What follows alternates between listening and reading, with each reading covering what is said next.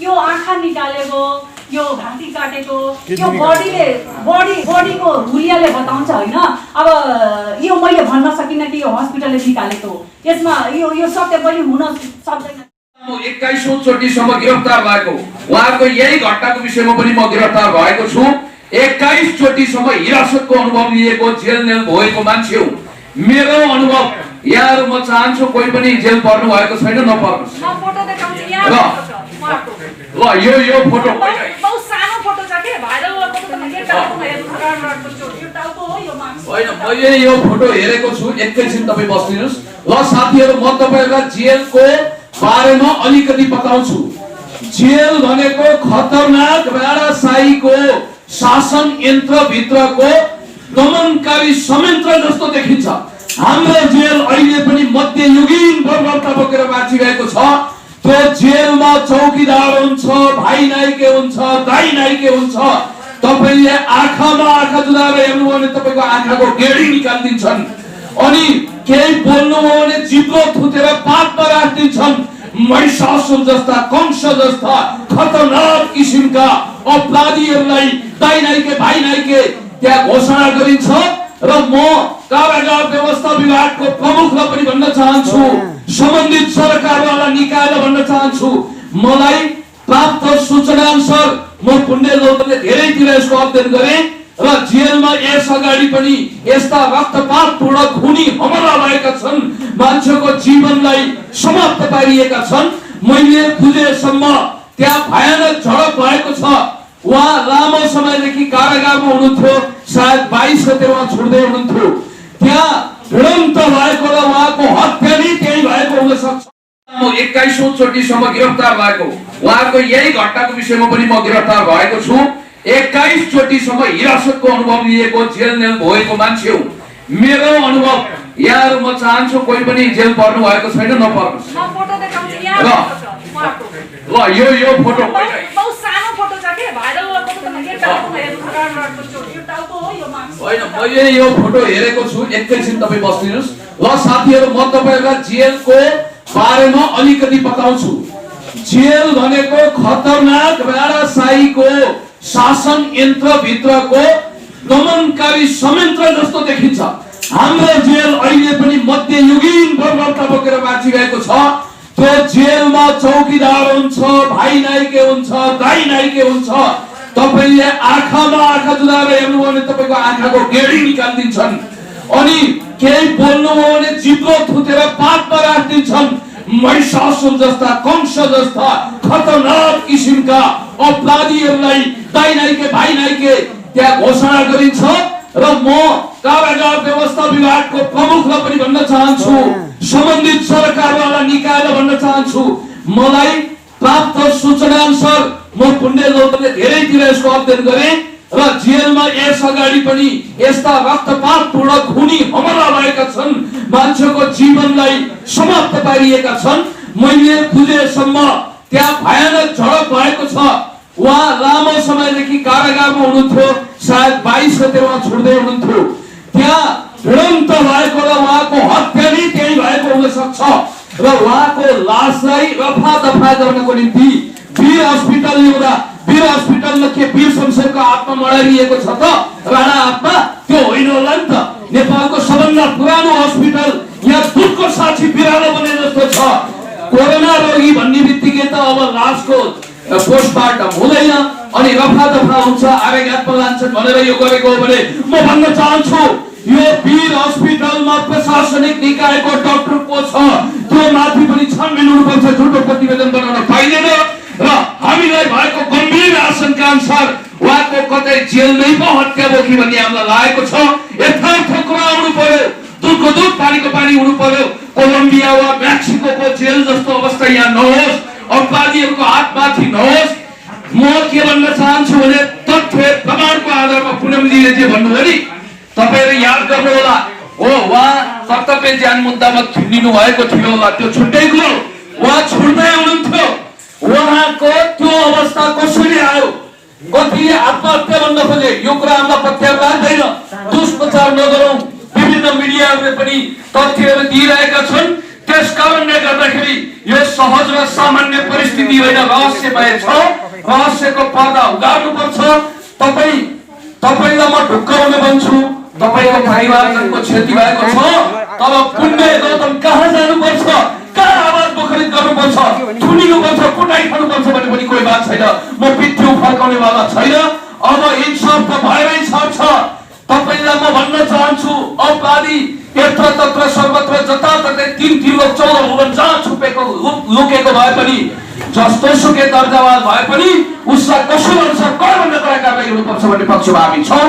अब केही कुरा उहाँले राख्नुहुन्छ कि जस्तो अहिले उहाँको जुन पत्नी हुनुहुन्छ, कहाँ हुनुहुन्छ अहिले?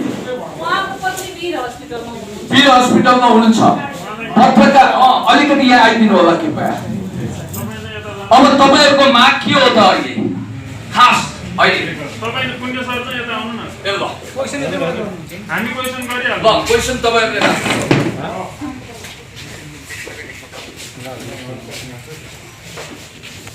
अहिले सबको अवस्था के छ भन्नाले सबको व्यवस्थापनहरुको के गर्ने तयारी भइरहेको छ? अहिले सबको अवस्था मुसुल्टा उठाइरहेका छन्। अनि उहाँको कान्छी छोरी जसको हात भाँचेछ त्यो छोरी चाहिँ त्यही छ। अनि त्यही हेरेर त्यो मुसुल्टा बनाइरहेछन्। त्यही सब उठाएर अनि टिचिङमा लग्छन्। अनि त्यसपछि पोस्टमार्टम गर्न भनेछन्। पोस्टमार्टम गर्छु, तर पोस्टमार्टमको रिपोर्ट के आउँछ सबै यिनीहरूकै हो। जे पनि गर्न सक्छन्। मरेको मान्छेलाई कोरोना भन्न सक्छन्, तर रिपोर्ट पनि के आउला भन्न सकिन्न। मर्ने मान्छे गइसकेछ। मलाई अब के चाहिन्छ? पछाडि हत्यारा कहाँ लुकेछ? कहीँ त कहीँ छ हत्यारा। त्यहाँ भित्र छ कि हस्पिटलमा छ? मलाई यही चाहिन्छ। यो हत्यारालाई तपाईहरुले कहाँ छ? त्यो हस्पिटलमा, त्यो जेलमा गएर हजुरहरूले एकचोटि क्वेसन गर्नुहोस्। त्यो डक्टरले जो डक्टरले त्यहाँ चेकअप गरेछ, हजुरहरूले एकचोटि त्यहाँ चेक सोध्नुहोस्। अनि त्यसपछि सत्य तथ्य आफै बाहिर आउँछ। कहीँ न कहीँ त हत्यारा छ। त्यसलाई यो समाजमा यस्तो समाजको अगाडि त्यो हत्यारालाई निकाल्नै पर्छ, ताकि कसैले यो कोरोनाको नाममा हत्या, कोरोनाको नाममा आतंक, कोरोनाको नाममा लुट, कोरोनाको नाममा भुखमरी, कोरोनाले मान्छे जति मरे छैनन् कति त्यो भन्दा धेरै त आत्महत्या गरिरहेका छन्। कस्तो कोरोना हुन्छ? कोरोना छैन कोरोना। यो एउटा कहीँको आतंक हो। कोरोना के को कस्तो कोरोना? कसले कोरोना छ? कोरोना तपाईले बोलाउनुस्। मेरो श्रीमान लैजाउनु आएछ, पीसीआर चेक गराउनुस्। के को पीसीआर चेक गराउने? सिटामोल दिए, तातो पानी दिए, सबै घरमै उपचार छ। तर यो हस्पिटलले, यही हस्पिटलले भने तपाईको जेठाजुलाई कोरोना कोही रिपोर्ट आछ अनि तपाईले पनि गराउनुहुन्छ पीसीआर। मैले भने हैन, उहाँ त जेलमा बस्नु भयो थियो। अनि त्यसपछि ल भैयाले भन्नुभयो उहाँले। अनि के यो कोरोनाको नाममा बडीको हत्या गरिदिने न, प्लास्टिकमा बेर्दिने कोरोनाको नाममा?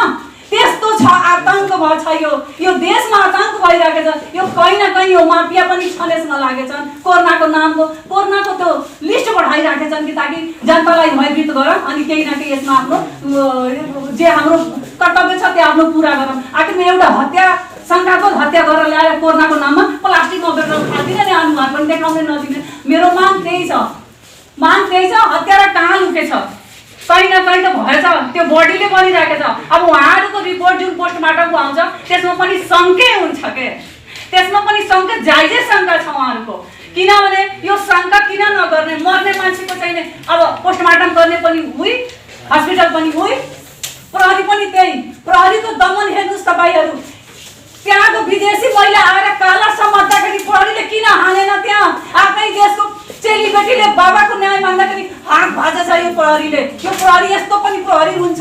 यो त्यो स्वागत गर्ने त्यो हाम्रो त्यो चाइनाको त्यही अस्तिको घटना, किन प्रहरीले केही बोलेन? यस्तो बोल्दाखेरि आफ्नै चेलीबेटीले हात भाँच्न मिल्छ? त्यस्तो घटना भन्छ। यो प्रहरी पनि कस्तो छ?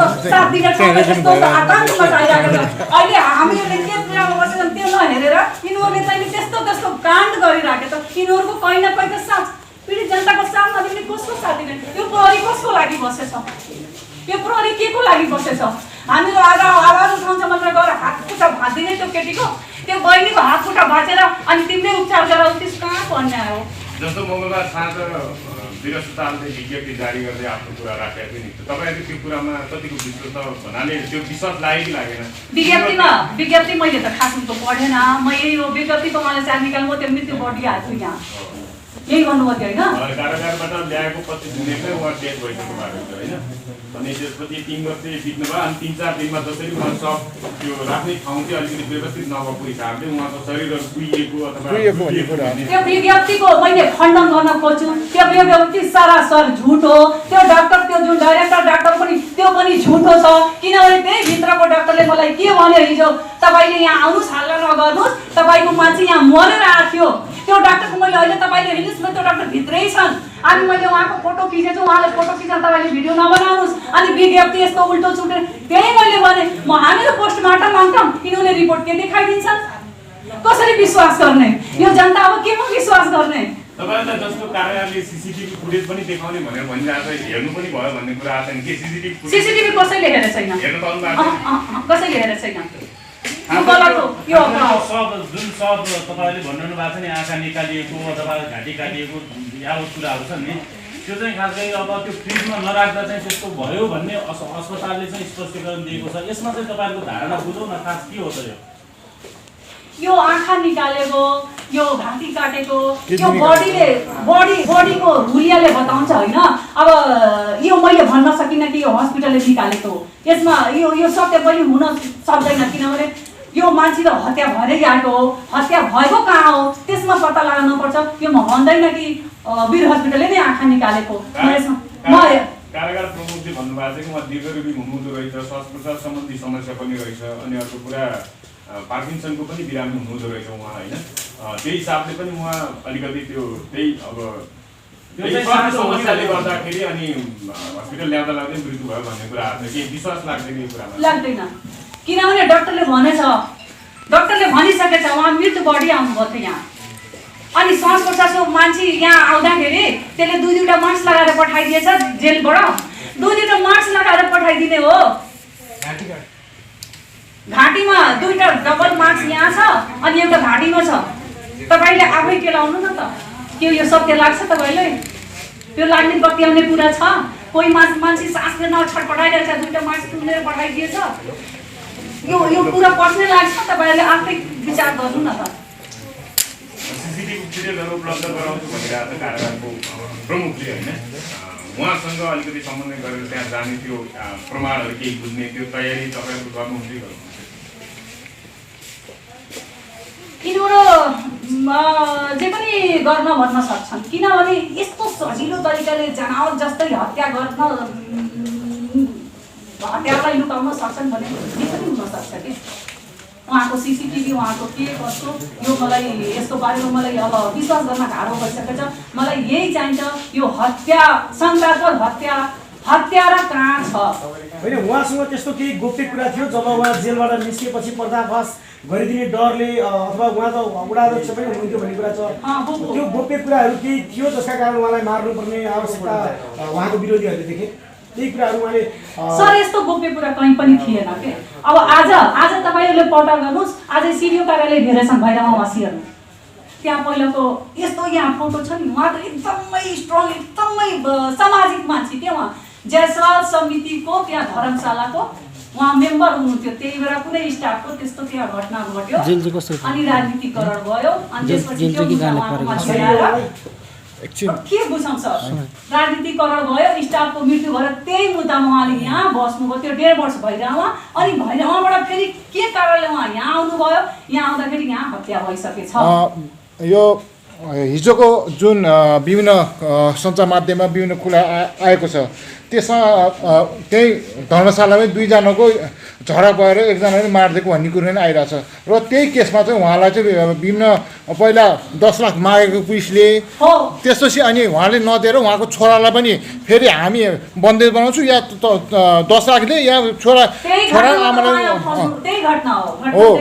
त्यो कुराहरूले अब उहाँ एक समाजसेवी पनि हुनुहुन्थ्यो र उहाँ एक समाजसेवी वा पहिलादेखिको वडा अध्यक्ष नै एकदम त्यहाँ एकदम कहलेको नाम हुँदैन के ऋषिले चाहिँ वास्तवमा चाहिँ यो पुलिसको खेल हो कि या त्यहाँभित्रको कसैको मानिसको त्यहाँभित्र झगडा भएको, यो अलिकति बुझाइदिनुहोस् के चाहिँ हो? यो हो सर, यही कहीँ न कहीँ हत्यारा छ सर, यही कहीँ न कहीँ हत्यारा छ सर। यो हत्यारा उहाँलाई थाहा छ कहाँ छ भनेर। किनभने त्यो मान्छे त्यही यस्तो अवस्थामा जब हस्पिटल पुगेछ नि त्यो उहाँको जुन बडी गएछ नि यही कहीँ वरिपरि छ सर। अब उहाँले के हो कसरी हो कहाँ छ किन उजागर गर्न खोजे छैन, यदि मृत आत्मा थियो हस्पिटलले किन भर्ना गरेर स्वाब किन निकाल्यो, अनि सास प्रश्वास उकालले मास्क किन लगाइदिएछ, टी सर्टमा किन पठाइ बन्डीमा पठाइ, त्यसो धेरै अनेकौं कुरा छ। त्यसको दुधको दुध पानीको पानी छुट्टिनु पर्छ भन्ने उहाँको भनेपछि तपाईको यो हस्पिटल र कारागारको नै मिलेमा त भन्ने हो।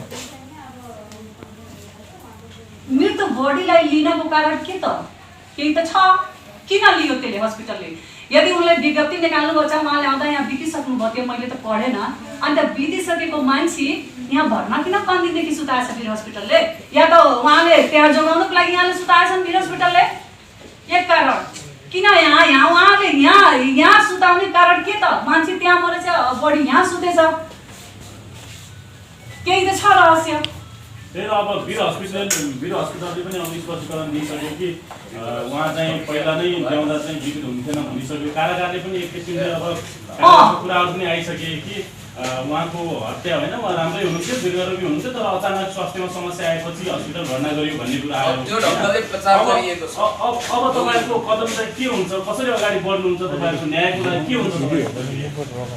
न्यायको लागि एउटा छानबिन समिति गठन गरेर दोषी कहाँ लुकेछ यो सहज तरिकाले अनुसन्धान हुन पर्यो।